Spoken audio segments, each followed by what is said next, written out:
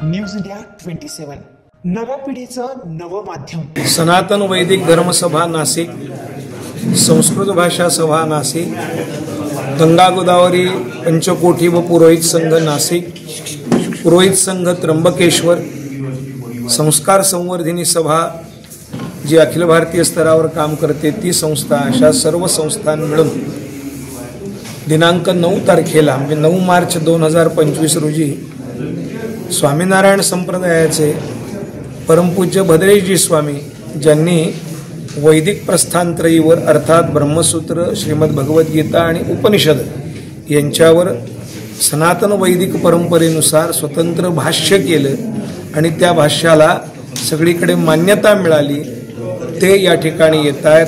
त्यांचा नागरी सत्कार नाशिक विद्वत परिषदेच्या माध्यमातून त्या ठिकाणी होणार आहे।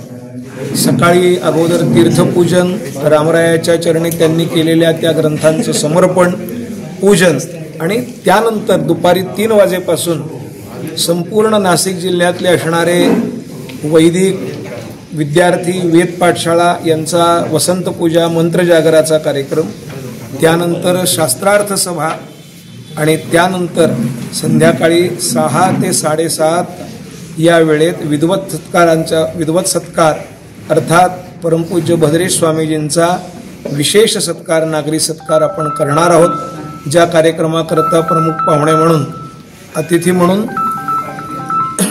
हरिभक्तपरायण परमपूज्य गुरुवर्य श्री प्रसाद महाराज अंमळनेरकर, त्याचप्रमाणे परमपूज्य श्री उद्धव महाराज कुकुरमुंडेकर हे प्रमुख असतील।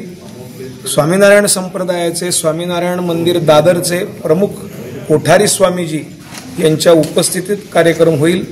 या ठिकाणी प्रमुख पाहुणे म्हणून आपल्या नाशिक मंडलाचे श्री महंत श्री रामसनेदासजी महाराज, त्याचप्रमाणे कैलासमठ भक्तिधामचे आचार्य महामंडलेश्वर स्वामी संविधानंदजी सरस्वती आणि आखाडा परिषद, षड्दर्शन आखाडा परिषद त्र्यंबकेश्वरचे परमपूज्य श्री स्वामी गणेशानंदजी सरस्वती हे या ठिकाणी आणि उपस्थित असणार आहेत। सर्वांना अपेक्षा आहे दुपारी 3 ते 7:30 असा एकूण कार्यक्रम आहे।